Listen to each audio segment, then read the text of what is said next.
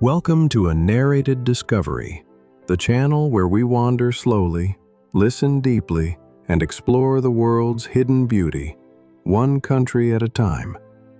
Today, our path leads to Togo, a slender slice of West Africa bordered by Ghana to the west, Benin to the east, and Burkina Faso to the north, its southern tip meeting the warm waters of the Gulf of Guinea. Togo is just 50 kilometers wide at its narrowest, yet stretches over 600 kilometers from the humid coast to the northern savanna, a land of vibrant contrasts. With a population of about 8.7 million, Togo is a mosaic of cultures and languages. You, Mina, Kabi, and dozens of others. Most Togolese are Christian. Many are Muslim, and traditional African religions, voodoo among them, are deeply rooted in daily life. Here, the spiritual and the material walk side by side, and every village has its stories, its rhythms, its songs. Settle in, take a long breath, and follow us from the coastal lagoons to red earth roads, from forested hills to sunlit markets, as we search for the gentle heart of Togo. Imagine yourself at dawn on the shores of Lake Togo, where the world wakes soft and slow. The water is a sheet of glass, broken only by the dipping of paddles and the calls of fishermen gliding out in dugout canoes. On the far bank, palm trees fringe the horizon, and the sky is painted with the faint pinks and blues of a new day. The air is cool and scented with wood smoke, cassava, and flowering acacia. You walk along a sandy path through a lakeside village, passing houses built of mud and thatch, their walls etched with patterns of sun and rain. Children run barefoot, their laughter bright, while women sweep courtyards and set pots to boil above small fires. Roosters crow, goats bleat, and the world comes quietly to life. You are greeted with a wide, welcoming smile and a gentle "Akpe Nami," thank you for coming. The morning meal is simple: warm porridge made from maize or millet, sweetened with honey, served with fruit from a nearby tree.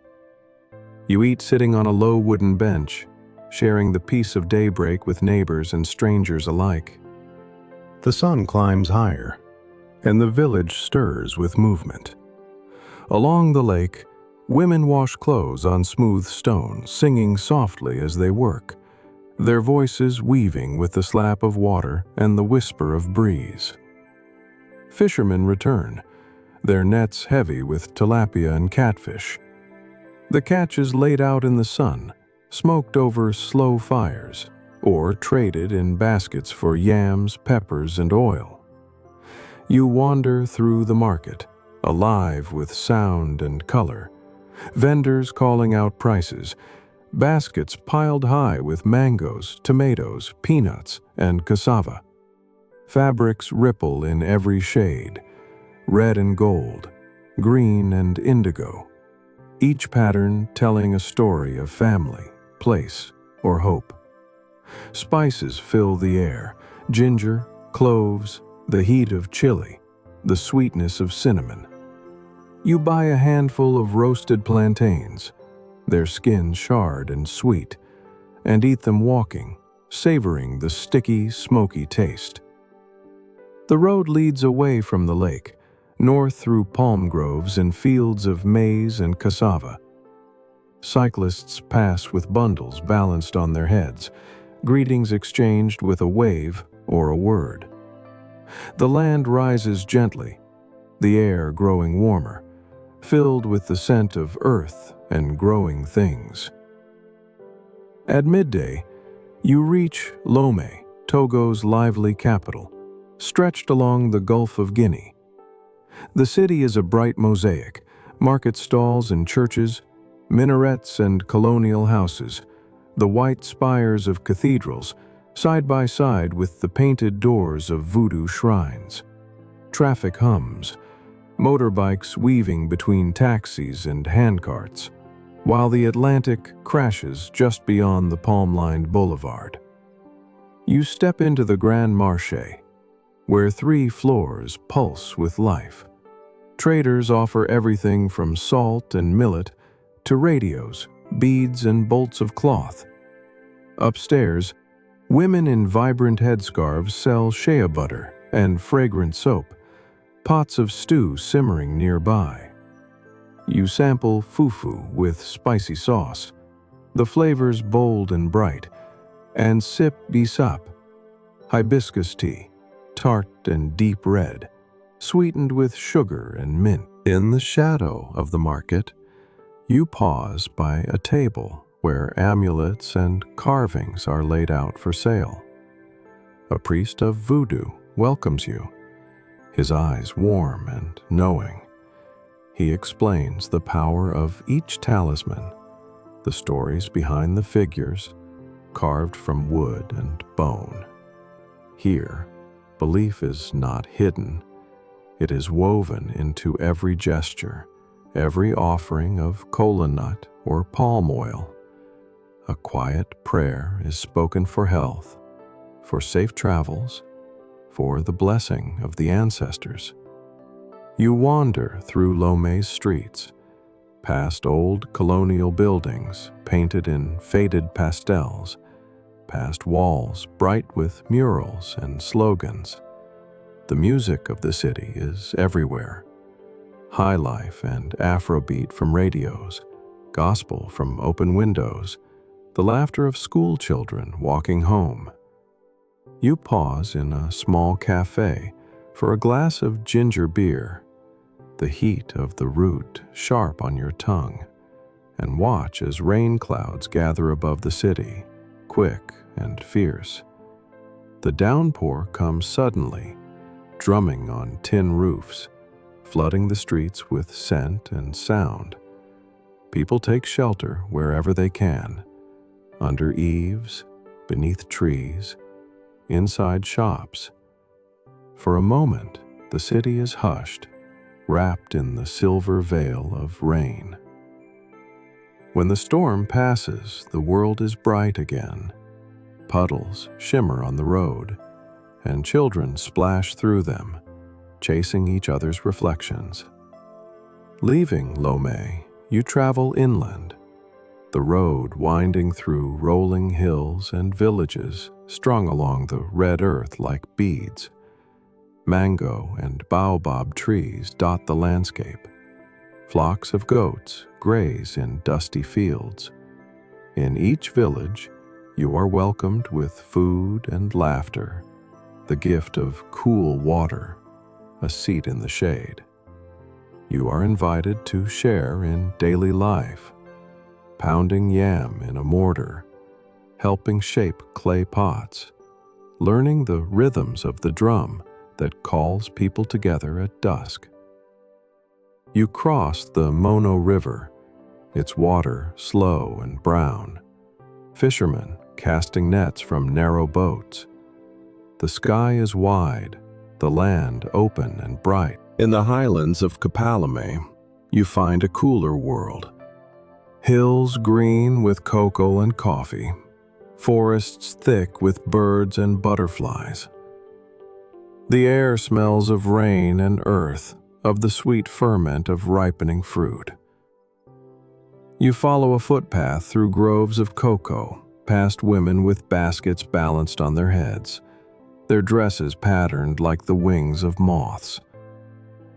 Children play in the dust, their laughter light as the wind. In a small village, you are welcomed to a festival. The Yu people gathered in celebration.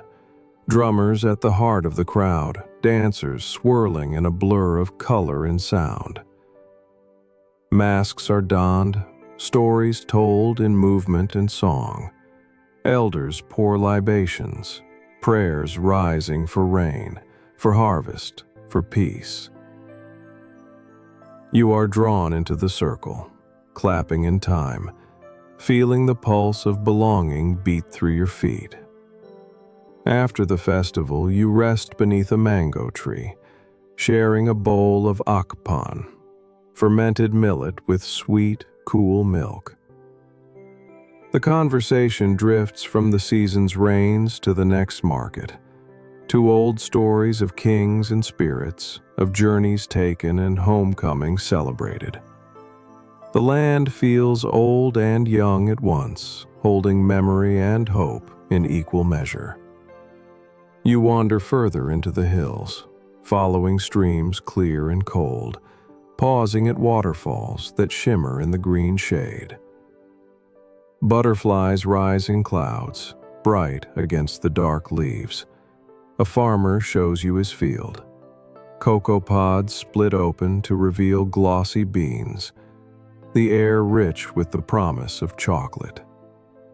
You taste a fresh bean, tart and surprising, and help turn them to dry on mats in the sun. You continue northward, the landscape changing as the hills fall away to plains of tall grass and acacia. The heat is dry, the horizon wide. Herds of cattle graze beneath the trees, bells tinkling softly in the quiet afternoon. Villages cluster around wells and shady groves, the red earth alive with the patterns of daily life.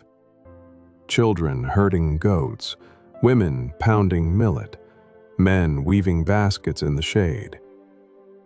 You visit a market in Sokode, the largest town in central Togo. The air thrums with commerce. Cloth vendors display bold kente patterns, butchers carve meat beneath swarming flies, and the aroma of grilled fish and ground nut stew drifts through the crowd. Muslim and Christian alike mingle here, their faiths woven into the fabric of the town. You are welcomed with a bowl of rigra, savory rice cooked with tomatoes, onions, and chicken, and a smile that bridges every difference. As dusk falls, the call to prayer drifts over the rooftops. You follow a friend to a small mosque, its walls white and plain, its courtyard swept clean. Shoes are left at the door, greetings exchanged with bowed heads and gentle hands. Later, candles are lit at home, and the meal is eaten by their glow, the air filled with the scent of spices and quiet thanks. You travel on, the road winding through fields of yams and sorghum, through savanna dotted with termite mounds. The land is alive with birds, pied crows and bee-eaters, hawks soaring on wide wings. At the edge of a village, you are invited to a naming ceremony, the first light of morning shining through woven mats hung for shade. Drums sound, and people gather. The baby is carried in arms, blessed with palm oil and water, named in a chorus of voices. Songs rise, laughter follows, and you are swept into the celebration, sharing kola nuts and sweet cakes, learning dances that twist and leap, the world spinning beneath your feet. The north is different, drier, harsher, yet filled with its own grace. In the land of the Kabylie, you climb stone terraces where women plant millet and beans, their hoes striking sparks from the rock. Houses are built of earth and straw, tight against the harmattan winds that blow from the Sahara. Life is shaped by patience and endurance. Water fetched from far-off wells, fires kindled with dry grass and thorn.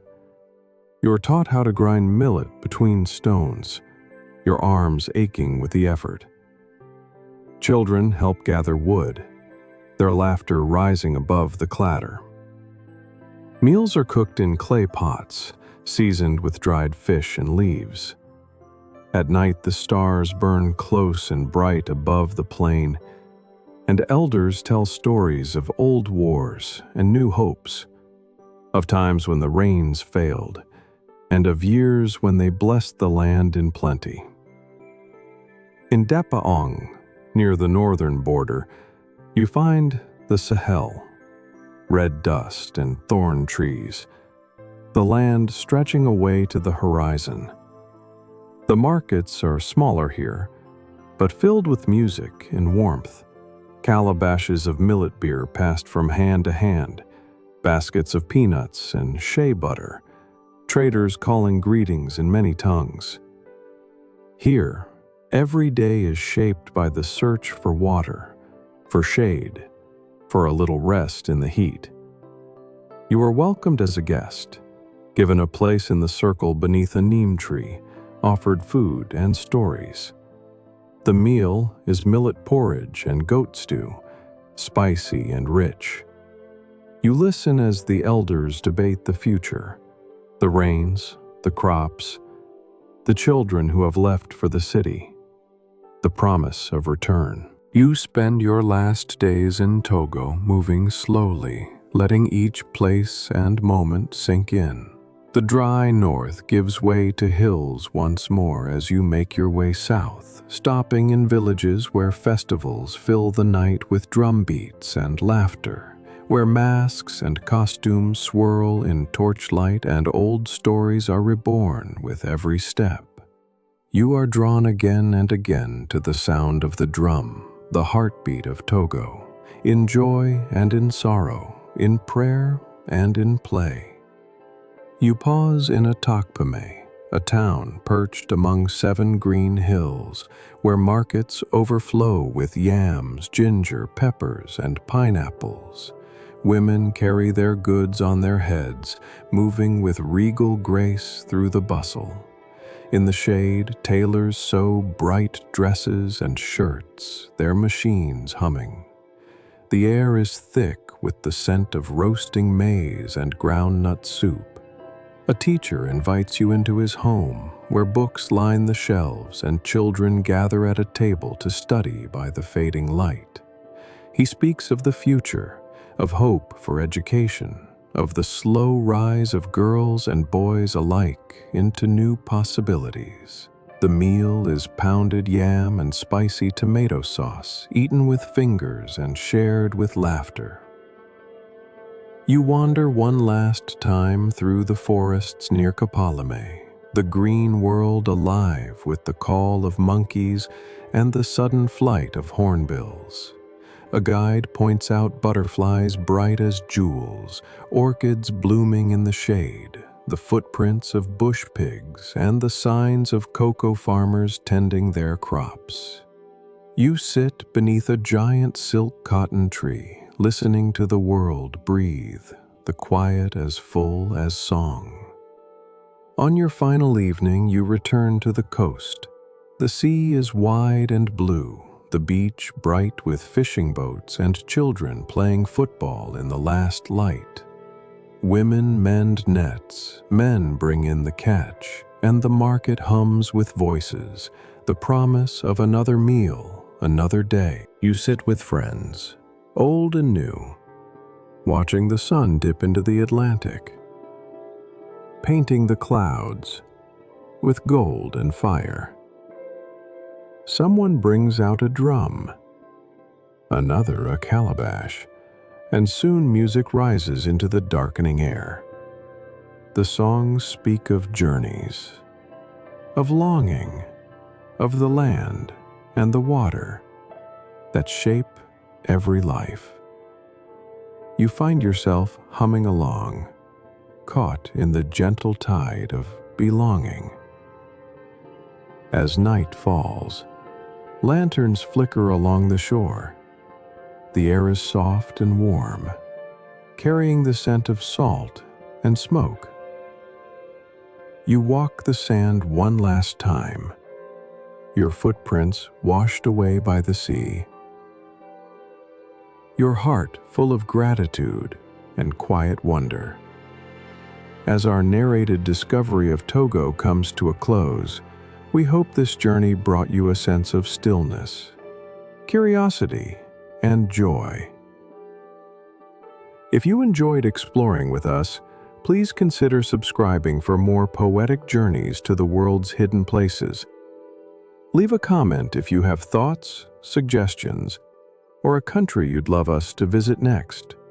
And if this brought you a moment of calm, a like would mean the world.